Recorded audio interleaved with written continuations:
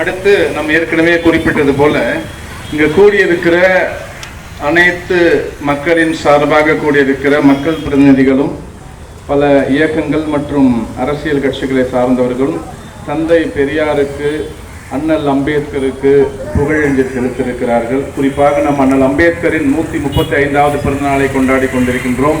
அண்ணல் அம்பேத்கர் அவர்களுக்கு புகழ் சேர்க்கும் விதமாக அவரை பற்றி இங்கே இருக்கிற அனைவரும் அறியும் விதமாக சிறப்புரையாற்ற அருமைக்குரிய அண்ணன் விடுதலை சிறுத்தைகள் கட்சியின் மாவட்ட செயலாளர் அண்ணன் தென்னமன் அவர்களை அன்போடு மேடைக்கு அழைக்கிறேன். அவருக்கு சிறப்பு செய்ய சிந்தனை பேரவையின் அமைப்பாளர் அருமை ஐயா பன்னீர்செல்வம் அவர்களையும் பேரவையின் தலைவர் திரு லியோன் ஐயா அவர்களை மேடைக்கு அன்போடு அழைக்கிறேன்.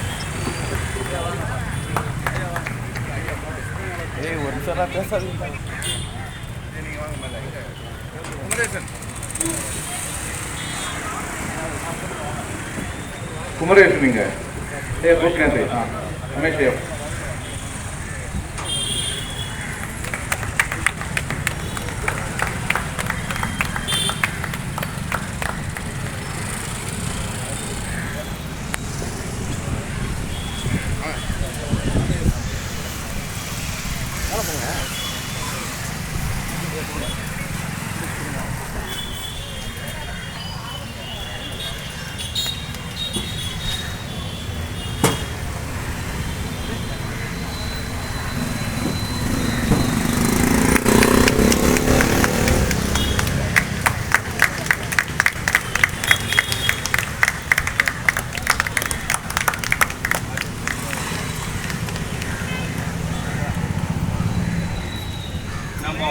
ஒவ்வொரு கூட்டத்திலையும் இந்த தலைவர்களுக்கு ஏதாவது ஒரு புத்தகத்தை கொடுக்குறோம். நான் ஏற்கனவே சொன்ன மாதிரி அரசியல் சட்டத்தை விட நான் எழுதின அரசியல் சட்டத்தை விட நான் முக்கியமாக நினைக்கிறது ஜாதியை ஒழிக்க வழி என்ற புத்தகம் தான் அப்படின்றத சொல்லியிருக்கிறாரு. அதனால இன்றைக்கு அந்த புத்தகத்தை எல்லாருக்கும் கொடுக்குறோம். கண்டிப்பாக இந்த தலைவரும் அந்த புத்தகத்தை முழுசாக படித்து பார்க்கணும்னு கேட்டுக்கொள்கிறேன்.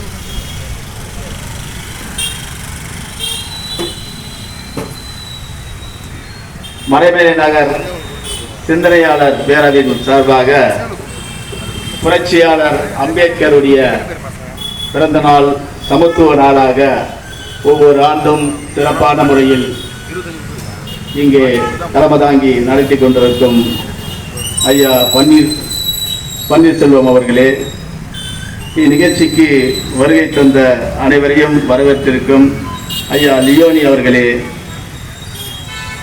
இந்த நிகழ்ச்சியை ஒருங்கிணைத்துக் கொண்டிருக்கும் அருமை சகோதரர் ஜோசப் ராஜ் அவர்களே, இந்நிகழ்ச்சிக்கு புரட்சியாளர் அம்பேத்கர் பற்றி சிறப்புற ஆற்ற வருகை தந்துள்ள நம் மறைமலை நகரை சேர்ந்த கட்சியினுடைய தலைவர்கள், முன்னாள் சட்டமன்ற உறுப்பினர் அருமை அண்ணன் டி மூர்த்தி அவர்களே,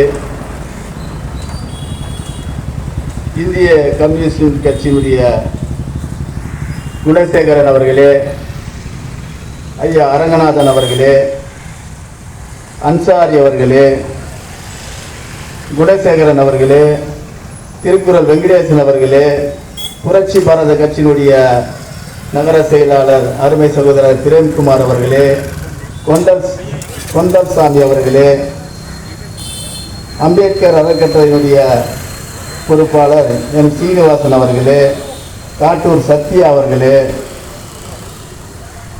மறுமலர்ச்சி திராவிட முன்னேற்ற கழகத்துடைய பொறுப்பாளர் அருமை சகோதரர் சார்லஸ் அவர்களே, தமிழக வாழ்வுரிமை கட்சியினுடைய நகர செயலாளர் தினேஷ்குமார் அவர்களே,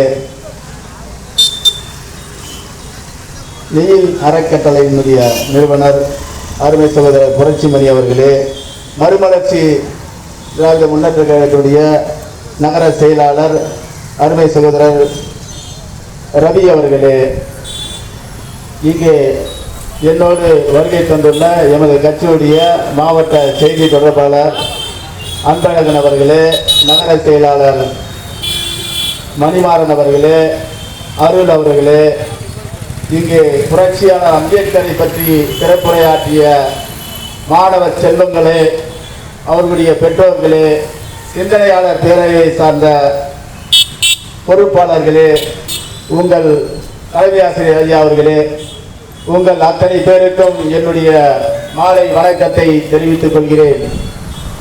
புரட்சியாளர் அம்பேத்கருடைய பிறந்த நாளை ஒவ்வொரு ஆண்டும் சிறப்பாக இங்கே மாணவ செல்வங்களுடைய உரையோடு சிறப்பாக நடத்தி வரும் அருமை ஐயா பன்னீர்செல்வம் அவர்களை நான் சார்ந்த விடுதலை சிறுத்தையின் சார்பாக நெஞ்சார பாராட்டுகிறேன், வாழ்த்துகிறேன்.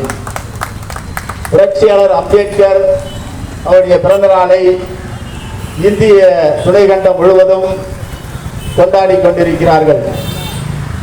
இந்திய துணைக்கண்டத்தை தாண்டி உலக நாடுகளிலும் புரட்சியாளர் அம்பேத்கருடைய பிறந்த நாளை கொண்டாடி கொண்டிருக்கக்கூடிய மரியாதைக்குரிய ஒரு மாமனிதர் புரட்சியாளர் அம்பேத்கர் அவர்கள்.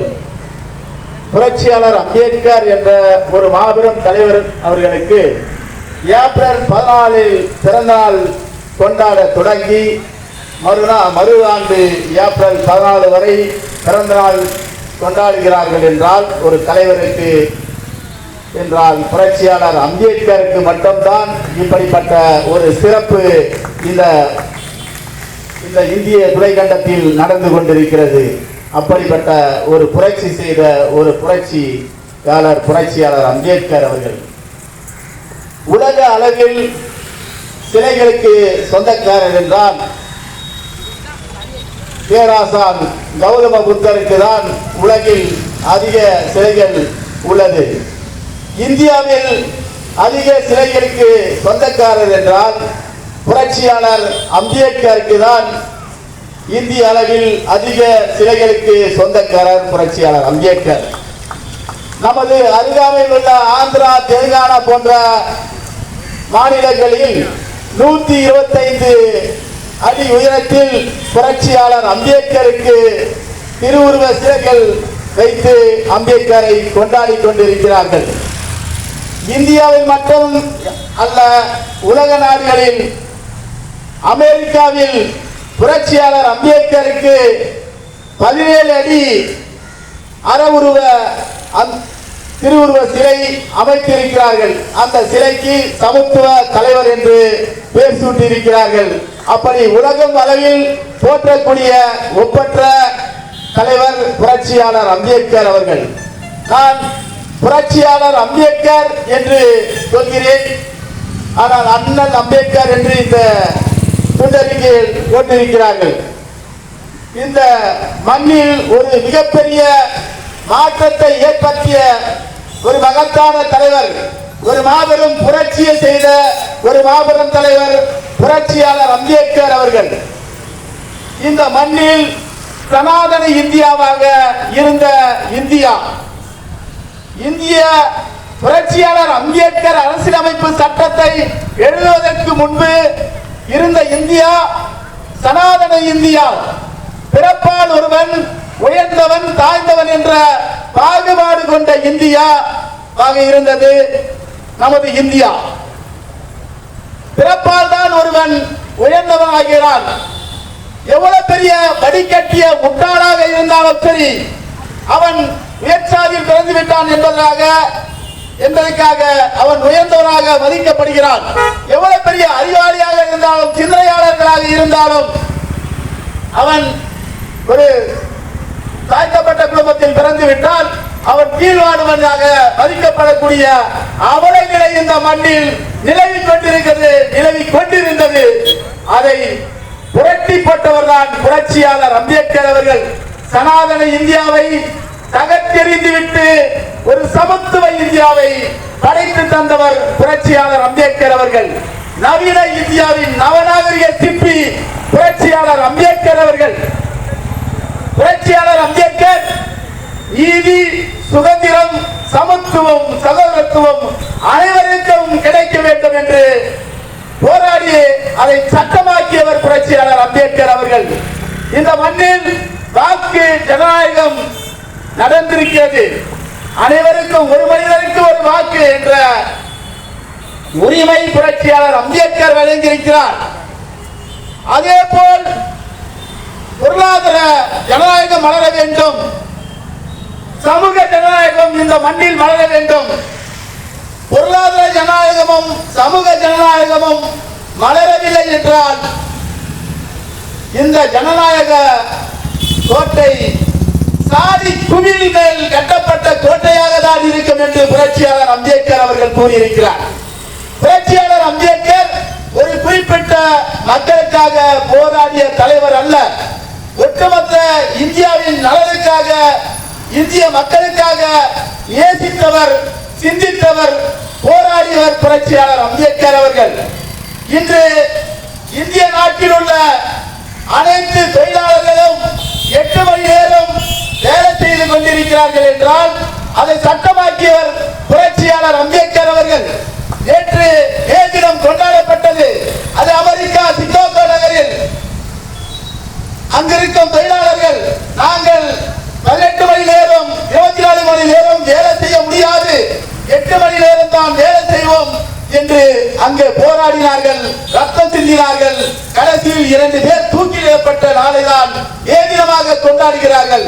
ஆனால் இந்தியாவில் அந்த காலகட்டத்தில் யாரும் போராடவில்லை, யாரும் ரத்தம் சிந்தவில்லை. புரட்சியாளர் அம்பேத்கர் வைசால கமிஷனினுடைய புரட்சியாளர் அம்பேத்கரை தொழிலாளர் அமைச்சராக நிர்ணயிக்கிறார்கள். அந்த வாய்ப்பை பயன்படுத்தி கொண்ட புரட்சியாளர் அம்பேத்கர் அவர்கள் இந்திய நாட்டில் தொழிலில் புரட்சி செய்தார். இங்கே 8 மணி நேரம் தான் வேலை செய்ய வேண்டும், தொழிலாளர்களுக்கு நலவாரியம் அமைத்து தந்தார். பெண்களுக்கும் வேலை செய்ய வேண்டும், வேலை செய்கிற பெண்கள் தன்னுடைய கர்ப்பகால நேரத்தில் அவர்கள் விடுப்போடைய சம்பளமும் அளிக்க வேண்டும் என்று தொழிலில் புரட்சி செய்தார். தொழிலாளர் நலத்துக்காக அனைத்து உரிமையும் பெற்று தந்தவர் புரட்சியாளர் அம்பேத்கர் அவர்கள். அது மட்டுமல்ல, இந்த நாட்டில் பெண்களுக்கு ஆண்களுக்கு இணையான அனைத்து உரிமைகளையும் வழங்கப்பட வேண்டும் என்று புரட்சியாளர் அம்பேத்கர் இந்திய நாடாளுமன்றத்தில் விவாதத்தை கொண்டு வந்தார். இந்து கோட்பிள்ளை அப்போது பெண்கள் எந்த நிலையில் இருந்தார்கள் என்றால், பெண்களுக்கு தந்தையுடைய சொத்தில் உரிமை கிடையாது, பெண்கள் தன் விரும்பிய ஆடை உடுத்த முடியாது, பெண்கள் பொது இடங்களில் தன்னுடைய கருத்துக்களை சொல்ல முடியாது, பெண்கள் அவர் உயர்குல பெண்களாக இருந்தாலும் சாதாரண தாய்த்த குல பெண்களாக இருந்தாலும் ஒரே நிலையில் தான் பெண்கள் அடக்குமுறைக்கு ஆளாக்கப்பட்டிருந்தார்கள். புரட்சியாளர் அம்பேத்கர் அதை அப்போது பிரதமராக இருந்த நேருடன் உரையாடிவிட்டு நாடாளுமன்றத்தில் இந்து கோட்பிள்ளை கொண்டு வருகிறார். அதோடு பிற்படுத்தப்பட்ட மக்களுக்கு இடஒதுக்கீடு வேண்டும், அவர்களுக்கும் இந்த மண்ணில் இடஒதுக்கீடு வழங்கப்பட வேண்டும் என்றதையும் கொண்டு வருகிறார். அதை விவாதத்தில் வரும்போது அங்கு ஆதிக்க சக்திகள் எதிர்க்கிறார்கள். எதிர்க்கும் போது நேரு அவர்கள் அமைதியாக இருந்து விட்டார்கள் என்பதற்காக புரட்சியாளர் அம்பேத்கர் நேருக்கு ஒரு கடிதம் எழுதுகிறார். நான் கொண்டு வந்த இந்த இந்து கோட்பிள்ளை விவாதத்தில் அவர்கள் எதிர்க்கிறார்கள், நீங்கள் அமைதியாக இருந்துவிட்டீர்கள், நீங்கள் முற்போக்கு சிந்தனைவாதி என்று நான் நினைத்துக் கொண்டிருந்தேன், ஆனால் நீங்கள் அமைதியாக இருந்தது என் மனதுக்கு மிகவும் புண்படுகிறது. இனி நான் இந்த மந்திரி சபையில் இடம்பெற தயாராக இல்லை, இந்த மந்திரி பதவி எனக்கு தேவையில்லை என்று துச்சமாக மதித்து அதை ராஜினாமா செய்தவர் புரட்சியாளர் அம்பேத்கர் அவர்கள். பெண்கள் உரிமைக்காக முதலில் நாடாளுமன்றத்தில் உரிமையை கொண்டு வர வேண்டும் என்று விவாதத்தை கொண்டு வந்தவர் புரட்சியாளர் அம்பேத்கர் அவர்கள். அதே போல பிற்படுத்தப்பட்ட மக்கள் ஓபிசிகளுக்கு இடஒதுக்கீடு வேண்டும் என்று விவாதத்தை கொண்டு வந்தவர் புரட்சியாளர் அம்பேத்கர் அவர்கள். அதுக்கு பின்புதான் அதுக்கப்புறம் கமிஷன்கள் கொண்டு வந்தார்கள். 27% இருக்கிறது என்றால் இன்று ஓபிசி சமுதாயத்துக்கு புரட்சியாளர் அம்பேத்கர் அன்று கொண்டு வந்த உரிமைகள் தான், விவாதம் தான் இன்று 27% ஓபிசி மக்களுக்கு வழங்கப்பட்டிருக்கிறது என்பதை இந்த நேரத்தில் சொல்ல கடமைப்பட்டிருக்கிறேன். அப்படி இந்தியா நலனுக்காகவும் ஒட்டுமொத்த இந்தியர்களுக்காகவும் தன்னை அர்ப்பணித்துக் கொண்டு போராடிய பொது தலைவர் புரட்சியாளர் அம்பேத்கர் அவர்கள். இந்தியா வளம் பெற வேண்டும் என்பதற்காக இந்தியாவில் ரிசர்வ் பேங்கை கொண்டு வந்தவர் புரட்சியாளர் அம்பேத்கர் அவர்கள். அப்படி இந்த இந்தியா ஒரு சமத்துவ இந்தியாவாக, சகோதரத்துவம் கொண்ட இந்தியாவாக மலர வேண்டும் என்று போராடியவர் புரட்சியாளர் அம்பேத்கர் அவர்கள். பிறப்பால் பாகுபாடு இருக்கக்கூடாது, ஆண் பெண் பாகுபாடு இருக்கக்கூடாது, எல்லாரும் சமமாக இருக்க வேண்டும், இந்த நாட்டில் சமத்துவம் மலர வேண்டும் என்று போராடிய ஒப்பற்ற தலைவர் புரட்சியாளர் அம்பேத்கர் அவர்கள் இந்திய நாட்டின் அரசியலமைப்பு சட்டம் உலகத்தில் எந்த நாட்டிலும் இல்லாத அளவுக்கான அரசியலமைப்பு சட்டத்தை அமைத்து தந்தவர் புரட்சியாளர் அம்பேத்கர் அவர்கள். ஆனால் அமெரிக்காவில் இந்தியாவில் மிகப்பெரிய நாடு, உலகில் மிகப்பெரிய நாடான அமெரிக்கா புரட்சியாளர் அம்பேத்கர் அவர்களுக்கு கௌரவ டாக்டர் பட்டம் தர வேண்டும், நீங்கள் வாங்கள் என்று கூப்பிடுகிறார்கள். நான் இப்போது வர முடியாது, இந்திய அரசியலமைப்பு சட்டத்தை வடித்துக் கொண்டிருக்கிறேன், நான் பின்பு வருகிறேன் என்று கூறுகிறார். பின்பு அமெரிக்காவுக்கு செல்கிறார். அமெரிக்காவில் இந்த டாக்டர் பட்டத்தை பெறுகிறார். பெற்றுவிட்டு அமெரிக்கா சினட் சபையிலே பேசுகிறார் புரட்சியாளர் அம்பேத்கர் அவர்கள். உங்களுடைய நாட்டின் அரசியலமைப்பு சட்டம் பாகுபாடு கொண்ட அரசியலமைப்பு சட்டம் என்று அமெரிக்கா நாட்டுக்கு அறிவுரை கூறியவர் புரட்சியாளர் அம்பேத்கர் அவர்கள். அப்படிப்பட்ட மாமேதை கருப்பின மக்களையும் அங்கிருக்க அமெரிக்க மக்களையும் சம உரிமையாக இல்லாமல் இரண்டாம் பிரதியாக கருப்பின மக்களை அமைத்ததாக இருந்தது அமெரிக்காவுடைய சட்டம். ஆனால் இந்திய அரசியலமைப்பு சட்டம் அனைவருக்குமானது, அனைவரும் சமம் என்று மதிக்கக்கூடிய ஒரு ஒப்பற்ற சட்டமாக ஏற்றி வைத்திருக்கிறார் புரட்சியாளர் அம்பேத்கர் அவர்கள். ஆதிக்க சக்திகள் இந்த புரட்சியாளர் அம்பேத்கர் எழுதிய அரசியலமைப்பு சட்டத்தை தொடர்ந்து எதிர்த்து வருகிறார்கள். ஏன் எதிர்க்கிறார்கள் என்றால், புரட்சியாளர் அம்பேத்கர் எழுதிய அரசியலமைப்பு சட்டம் சமத்துவத்தை சொல்லுகிறது, சமநீதியை சொல்லுகிறது, அனைவரும் சமம் என்று சொல்கிறார், பிறப்பால் அனைவரும் ஒன்று என்ற தத்துவத்தை சொல்லுகிறது, சகோதரத்துவத்தை சொல்லுகிறது. அந்த சட்டத்தை தகர்த்தெறிய வேண்டும். மீண்டும் பிறப்பால் உயர்ந்தவன் தாழ்ந்தவன் என்ற பாகுபாடு கொண்ட மனுதர்ம சட்டத்தை அரசியல் சட்டமாக கொண்டு வருவதற்கு துடித்துக் கொண்டிருக்கிறார்கள். இளைஞர்களே, சிந்தனையாளர்களே, நாம் புரட்சியாளர் அம்பேத்கர் எழுதிய அரசியல் அமைப்பு சட்டத்தை பாதுகாக்க வேண்டும். பாதுகாப்பதன் மூலமாக தான் இந்த நாடு ஒரு சகோதரத்துவ நாடாக மதிக்கப்படும், அனைவருக்கும் நாடாக மதிக்கப்படும் என்பதை கூறி என் உரையை முடித்துக் கொள்கிறேன். நன்றி, வணக்கம்.